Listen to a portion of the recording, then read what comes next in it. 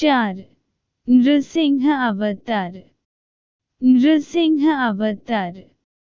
नृसिंह अवतार हिंदू धर्म ग्रंथों के अनुसार भगवान विष्णु के 10 अवतारों में से चतुर्थ अवतार हैं, जो वैशाख में शुक्ल पक्ष की चतुर्दशी को अवतरित हुए। पृथ्वी के उद्धार के समय भगवान ने वराह अवतार धारण करके हिरण्याक्ष का वध किया। उसका बड़ा भाई हिरण्यकशिपु बड़ा रुष्ट हुआ। उसने अजेय होने का संकल्प किया। सहस्त्रों वर्ष बिना जल के वह सर्वथा स्थिर तप करता रहा। ब्रह्म जी संतुष्ट हुए। दैत्य को वरदान मिला। उसने स्वर्ग पर अधिकार कर लिया, लोकपालों को मार भग दिया, स्वतः संपूर्ण लोकों का अधिपति हो गया। देवता निरुपाय थे। असुर को किसी प्रकार वे पराजित नहीं कर सकते थे। हिरण्यकशिपु के 4 पुत्र थे। एक दिन सहज ही अपने चारों पुत्रों में सबसे छोटे प्रहलाद से पूछ बेटा, तुझे क्या अच्छा लगता है? प्रहलाद ने कहा, इन मिथ्या भोगों को छोड़कर वन में श्री हरि का भजन करना। ये सुनकर हिरण्यकशिपु बहुत क्रोधित हो गया। उसने कहा, इसे मार डालो, यह मेरे शत्रु का पक्षपाती है। असुरों ने आघात किया।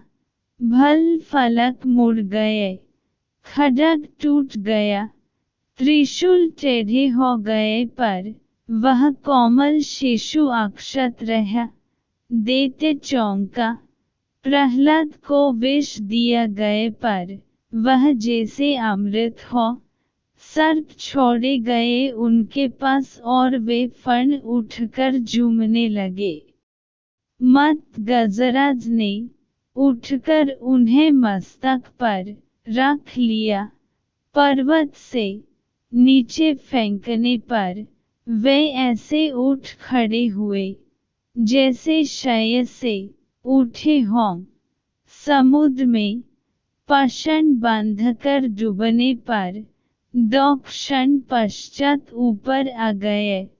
घोर चित्त में उनको लपटें शीतल प्रतीत हुई। गुरु पुत्रों ने मंत्र बल से कृत्य राक्षसी उन्हें मारने के लिए उत्पन्न की, तो वह गुरु पुत्रों को ही प्राणहीन कर गई। प्रहलाद ने प्रभु की प्रार्थना करके उन्हें जीवित किया। अंत में हिरण्यकशिपु ने प्रहलाद को बांध दिया और स्वयं खड्ग उठाया और कहा, तू किसके बल से मेरे अनादर पर तुल है? कहन है वह। प्रहलाद ने कहा, सर्वत्र, इस स्तंभ में भी। प्रहलाद के वाक्य के साथ दैत्य ने खंभे पर घूस मारा। वह और समस्त लोग चौंक गए। स्तंभ से बड़ी भयंकर गर्जन का शब्द हुआ। एक ही क्षण पश्चात दैत्य ने देखा समस्त शरीर मनुष्य का और मुख सिंह का, बड़े बड़े नाक एवं दांत, प्रज्वलित नेत्र, स्वर्णिम सटाइन, बड़ी भीषण आकृति खंभे से प्रकट हुई। दैत्य के अनुचर झपटे और मरे गए अथवा भाग गए। हिरण्यकशिपु को भगवान नृसिंह ने पकड़ लिया।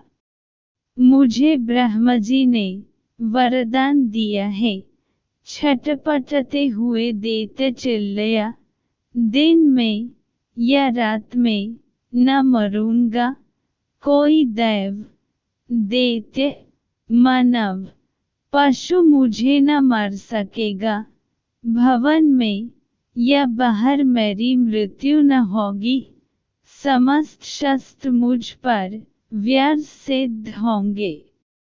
भूमि, जल, गगन सर्वत्र में अवध्य हूँ।